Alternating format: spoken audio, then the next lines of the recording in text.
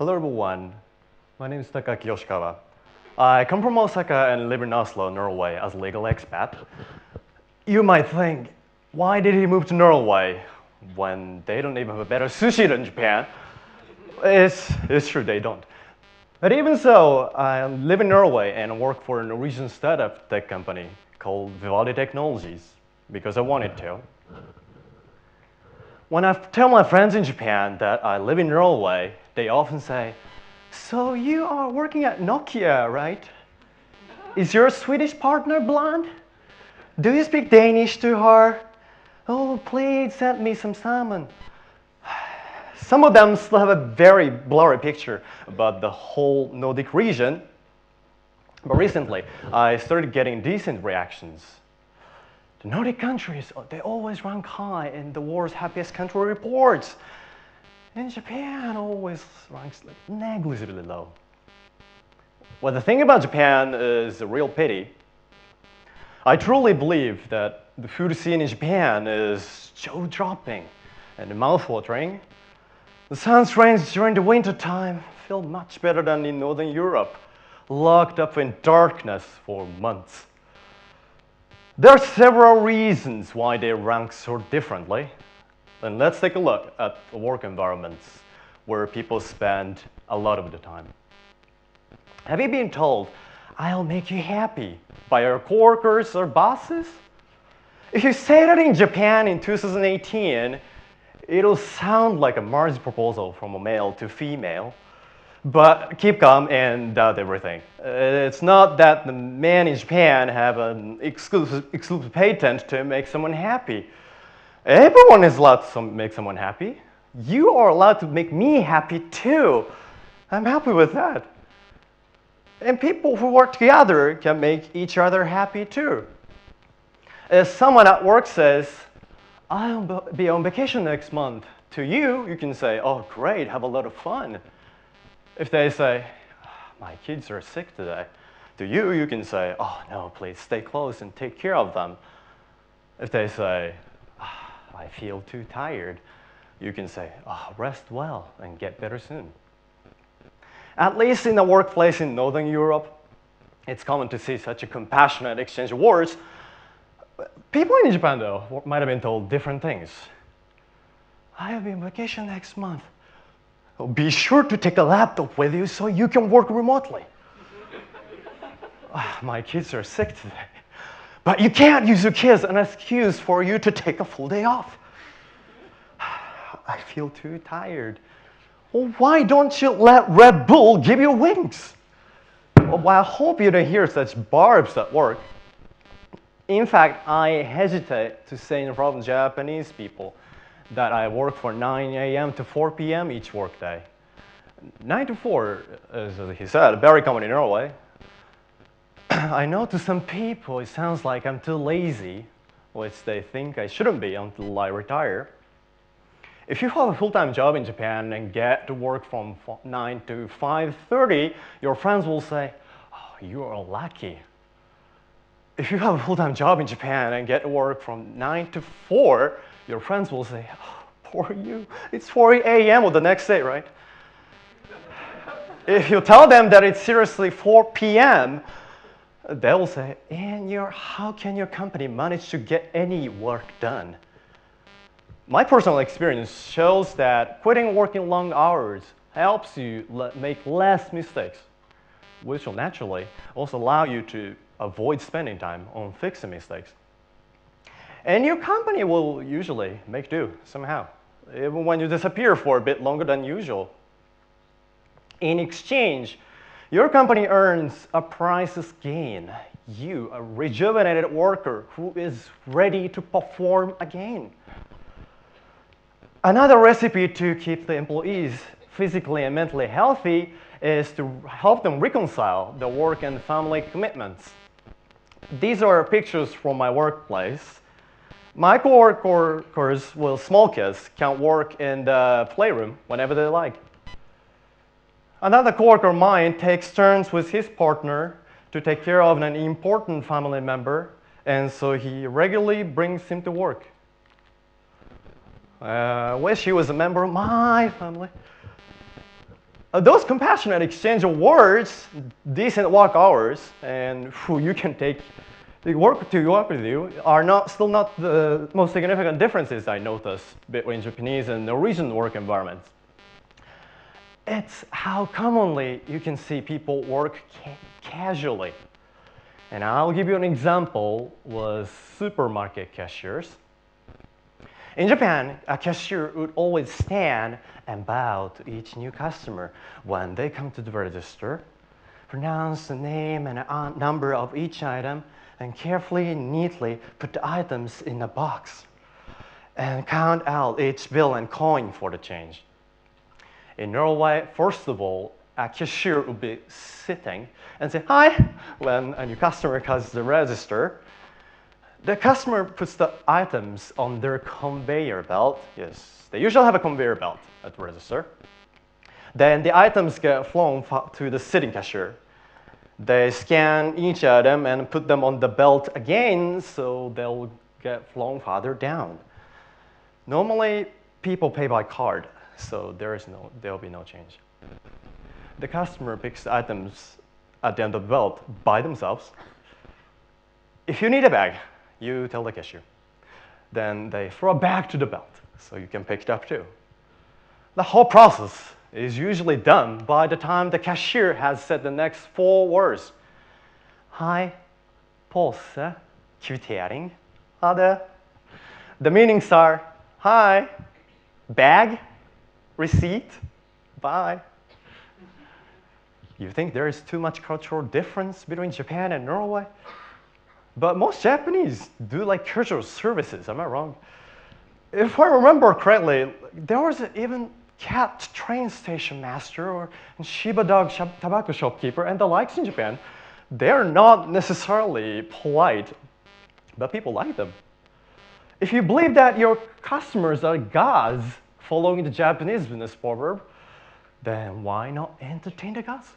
Don't worry, it's easier to follow the Norwegian style cashier than you would think. Let's actually do it in Japanese. Repeat after me. いらっしゃい。袋はレシートはまだ It's easy, right? It feels like a somewhat traditional Japanese style. So make cashiers great again. I truly believe that it's a positive thing for both sides to let people work the way they like. And such a casual and embracing attitude is a mandatory requirement to make people around you happy. I also recognize that most Japanese people do already know what I've been complaining about in regards to Japan. It's just that people are not in a situation where they can create their own work culture. From the job hunting stage to the onboarding training stage, they usually go through warnings or trainings about how they need to dress or about business manners. There are dozens of written rules or unspoken rules, most of which are based on gender, about what hair color is allowed, whether piercing is allowed, and so on. It's no exaggeration to say that it's almost army-like. Why would they do that? They would say, because some customers would complain, without actually considering whether the customers would really care and to what extent. What they do is rather continuing what's been passed down from the past without thinking about it. And this is where the other keyword, startup, plays a huge role. Startups are not born with a structure or rules. Most of them are rather established to do something new or tackle the ongoing issues in the society with new ideas, with new technologies, all from scratch. And there are actually wonderful startups in Japan in various fields like IoT, AI, robots, green tech, space tech, and so on. But unfortunately, I get the impression that most Japanese startups operate solely in Japan. I know that Japan wants to change that too. Fukuoka is a good example, and they've been putting efforts to become a role model as a global startup city. From actually working at the Norwegian startup, I can share some hints from the Nordic countries to become international. My company, Vivaldi Technologies, has just over 40 employees from about 20 nationalities, working from 7 countries with actual offices in Norway, Iceland, and the United States of America. The country with the largest number of users of the Vivaldi browser is Japan. Yeah, but never heard of Vivaldi.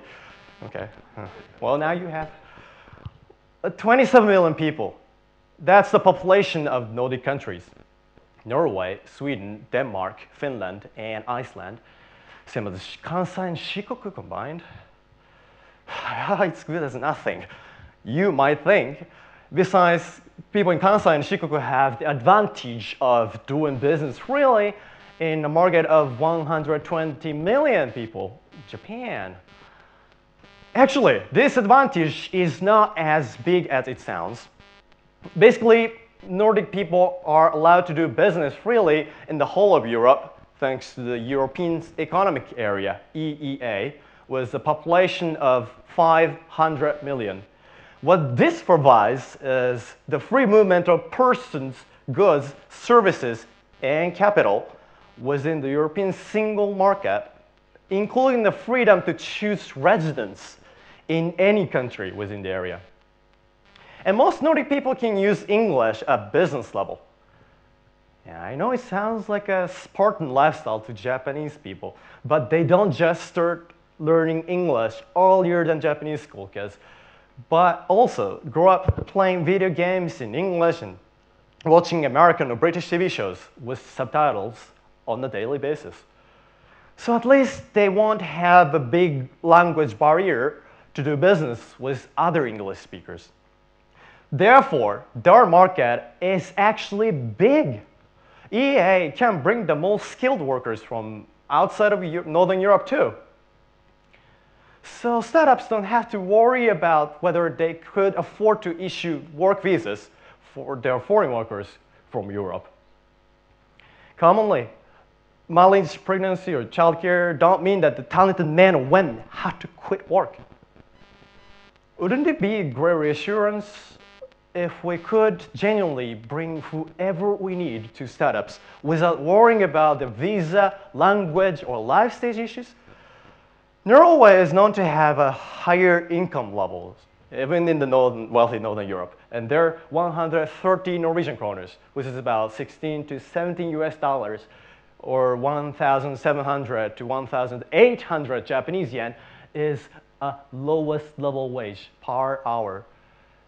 Those lowest level wages are commonly seen in the food service industry, but then it's highly possible that the workers in the industry can get tips too. And the monthly amount of tips could be as high as a monthly house rent in Oslo. I too paid my house rent in Oslo just by tips for many months when I worked as a bartender before. And people can get enough rest because normally the work hours won't exceed 8 hours. No wonder Norway is an attractive place to work, even for the well-off Swedes. So what's our advantage again? But luckily, there are still countless people who are interested in living in Japan in the long term. But at the same time, they are not because of some bottlenecks like the square to work environments. So we should question ourselves. Is our work environment really good enough that the people we genuinely need for startups feel like getting in without them worrying about their visa, language, or life stage issues? I am here today, so in the future, more people will say yes than now. So don't stay with just Japanese. Don't stay with just men. Bring your kids and dogs to work and question all norms. Gather people from the world. Create a work environment that spreads happiness and to give the world back a wonderful service. Which concludes my first ever TED Talk. Thank you for listening.